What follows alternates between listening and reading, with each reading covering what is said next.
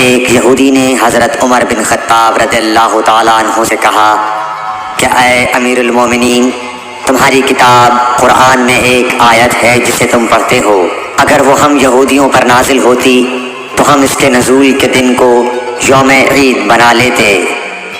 آپ نے پوچھا وہ کون سی آیت ہے؟ اس نے جواب دیا سورہ مائدہ کی آیت کہ آج میں نے تمہارے دین کو مکمل کر دیا اور اپنی نعمت تم پر تمام کر دی اور تمہارے لیے دین اسلام پسند کیا۔